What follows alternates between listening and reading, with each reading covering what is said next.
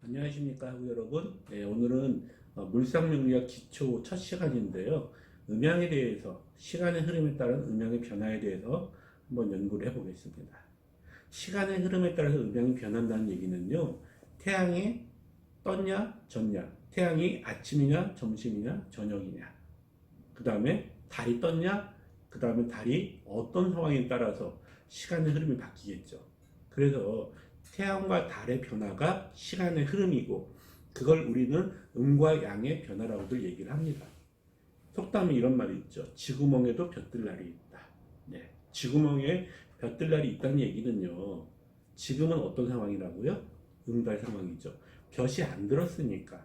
그러니까 사람이라면은 대운이 없을 때, 운이 없을 때 나도 언젠가는 볕이 들 때가 있다 라는 차원에서 이런 속담을 만들었는데, 그 얘기는 시간의 흐름이 어느 대운이냐, 어느 시점으로 흘러가냐에 따라서 운이 들어올 수도 있지만, 그걸 다시 뒤집어서 얘기하면은요, 그 시간에 따라서 이제 태양이 졌다, 대운이 끝났다, 그럼 어떻게 해요? 잘 나갔던 사람도 다시 응달이 되겠죠. 이것이 별거 아닌 것 같지만요, 물상명리학에서 시간의 흐름은 엄청나게 중요한 포커스를 갖고 있습니다.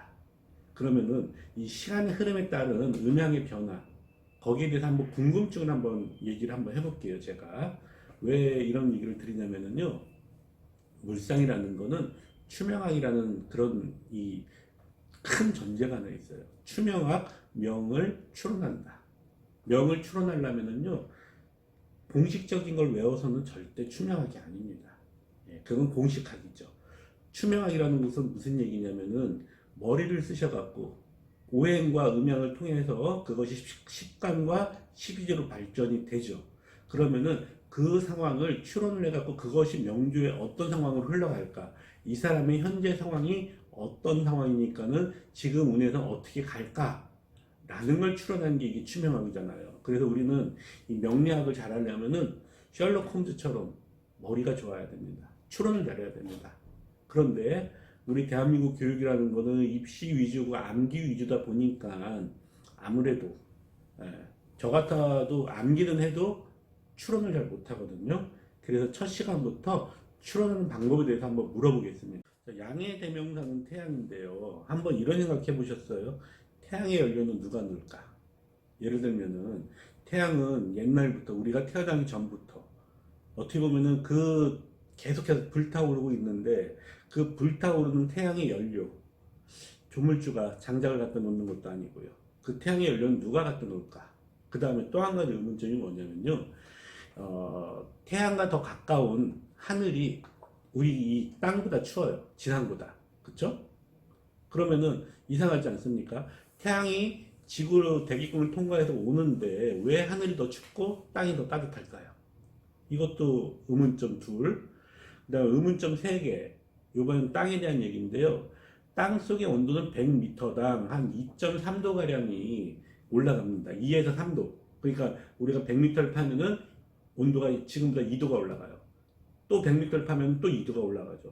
그래서 옛날에 왜 탄광에서 일하시는 분들이 거의 위에 옷을 안 입고 하잖아요. 더워갖고.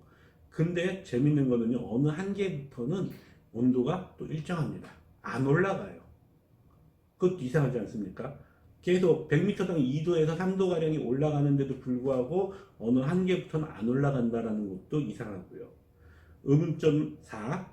자, 지구 내부의 온도가요, 그러니까 소위 말하는 내핵이라고 하죠.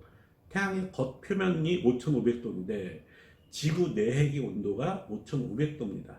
그런데 왜 지구가 불타지 않을까요? 그것도 신기한 게 더 이상한 거. 자, 내핵이 5500도고 그걸 감싸고 있는 외핵이 있는데요. 그게 4400도예요. 그러면은 이렇게 물어볼게요. 안에 있는 게 5500도고 겉을 감싸고 있는 게 4400도면은 어느 게 더 뜨겁죠?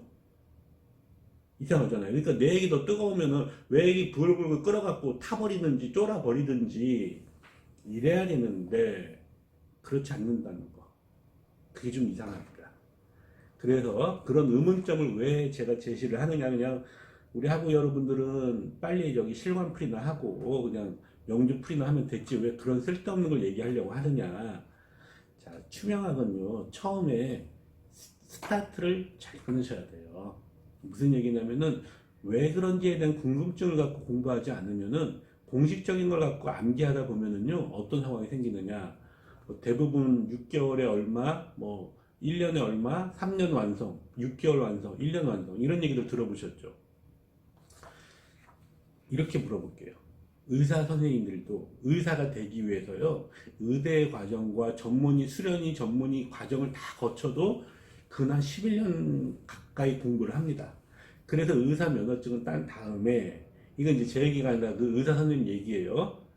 소위 말해서 제대로 된 의사가 되려면은 사람 둘, 셋 정도는 한번 사고를 쳐봐야지 제대로 된 의사가 된다고는 그런 얘기를 합니다. 그런데 우리 공부는 어떤가요? 껄핏하면은 몇 개월에 완성, 몇 년에 완성.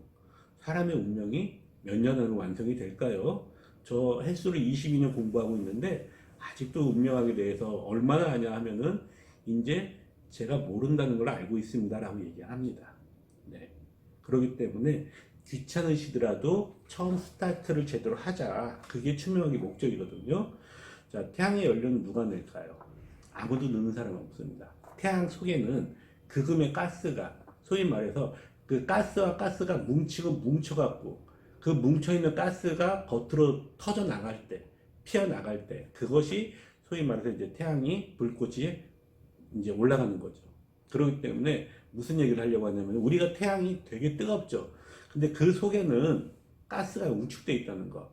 아마도 그 가스는 제가 만져보진 않았지만 극음으로 뭉쳐있는 가스가 아닐까. 겉이 너무 뜨겁다 보니까 상대적으로 가스는 차가워진다.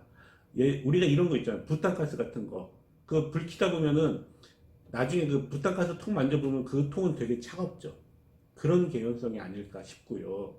그 다음에 태양보다 더 가까운, 그러니까 태양에서 빛이 올 때 땅보다 더 가까운 하늘이 더 춥죠.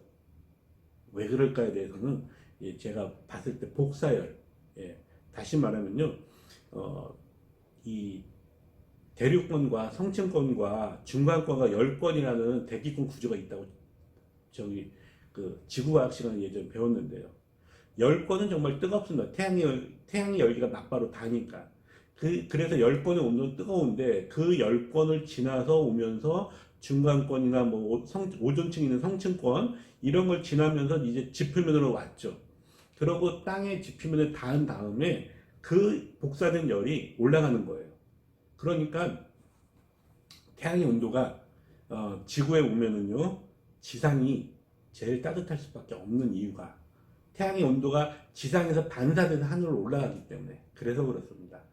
그래서 우리가 생각할 때는 태양과 지구와 땅의 관계를 봤을 때 이상하네, 하늘이 더 따뜻해야 될 텐데 하는데 실제로 그렇지 않는 이유는 우리가 볼 때는 지구, 그러니까 땅에서 하늘을 볼 때 몇 킬로씩 차이가 나지만은요 이 태양에서 보는 관점에서는 별로 차이가 없습니다. 예. 그렇기 때문에 복사열 때문이다 라는 거고요. 자, 그 다음 땅속의 온도가 100m당 2, 3도 차이 난다고 했죠. 올라간다고. 그런데 어느 순간에 더 이상 온도가 안 올라가죠. 자, 그 다음에 요 3번하고 아까 의문점 4번은요 같은 이치입니다. 어떤 이치냐, 내핵이 5500도, 외핵이 4400도죠. 그럼에도 불구하고 왜 불타오르지 않을까? 네, 지하수 때문에 그렇습니다. 무슨 얘기냐면요 땅에는 어마어마한 지하수가 숨어 있어요. 우리가 이렇게 한번 물어볼게요. 자, 핵과, 그러니까 내핵이 됐든 외핵이 됐든 핵과 바다가 맞닿으면 어떻게 될까요? 바닷물이 부글부글 끓어오르든지 뭔가 난리가 크게 납니다. 그런데 내핵이 있고 외핵이 있다면은 그것을 감싸고 있는 거, 소위 말해서 이제 멘틀이라고 합니까? 예, 제가 뭐 지구학을 전문한 건 아니지만은 멘틀이라는 구조가 결국은 뭐냐면 바다도 이 멘틀이라는 틀 안에 있는 거예요. 그 내핵과 외핵 사이에 멘틀이 있고 멘틀 속에 바다가 들어가 있는 거죠. 그렇기 때문에 바닷물하고 핵이 직접 맞닿아 있는 게 아닙니다. 그런 상황에서 바닷물이 멘틀도 결국은 일종의 땅이잖아요. 방수가 되는 게 아니니까 바닷물이 밑으로 밑으로 흘러가겠죠. 그게 지하수입니다. 그렇기 때문에 지하수라는 것이 이 내핵과 외핵, 그 4,400도짜리 외핵을 지하수가 감싸고 있기 때문에, 그래서 이게 외핵이 내핵을 견뎌낼 수 있어요. 어떤 원리냐면요, 군대에서 혹시 비닐봉지에서 라면 끓여 보신 분 계시죠? 네. 얼핏 생각할 때 어떻게 비닐봉지에다가 라면 봉지에다가 어떻게 라면을 끓입니다. 물을 붓고요. 그러니까 소위 말 라면 봉지 같은 거 있잖아요. 거기다 물을 붓고 밑에다가 촛불이나 열을 가하면은 이게 안 타요. 네. 그 원리하고 같은 겁니다. 내핵이 5,500도고 외핵이 4,400도면은요, 그 외핵 주변에 어마어마한 지하수가 있기 때문에 그 지하수로 인해서 이 온도가 일정하게 유지가 되는 거예요. 이게 이 지구의 신비죠. 그게 땅속의 신비고. 자, 그런데 왜 이 말을 꺼냈느냐? 혹시 우리 어릴 때 이런 말 들었죠? 죽으면 사람이 돌아가셨다. 죽을 때 무슨 길 간다고 하죠? 황천길 간다. 네. 누루황자 생천자. 자, 그럼 다시 또 하늘천 따지 거물형 누루황. 하늘은 검고 땅은 누렇다. 그런데 황천길. 다시 말하면요, 뭐 죽으면은 이제 천당도 가고 지옥도 가고 뭐 극락도 가고 지옥도 가고 이런 얘기를 많이 하시는데, 지옥이라는 거는 땅지자에 감옥할 때 그 옥자죠. 그 땅 속에 갇힌다는 거죠. 그래서 우리가 돌아가신 분들이 황천길 간다는 얘기는 땅 속에 있는 지하수를 건너서, 결국 뭡니까? 사람이 뭐 죽으면 하늘로 간다라는 거는 혼백을 얘기하는 건데, 이제 영혼은 하늘로 간다면은 백은 땅으로 가겠죠. 뭐 이런 원리를 얘기를 하려고 하는 겁니다. 결국 황천길 간다, 땅 속에 지하수의 얘기를 하는 거고요. 이 원리 때문에 나무의 뿌리가 땅 속으로 들어갈 수밖에 없는 이치가 있습니다. 그건 이제 오행 시간에 다시 말씀을 드리고요. 자, 요번에는 음양의 구분에 대해서 다시 한번 조금 더 세부적으로 들어가 보겠습니다.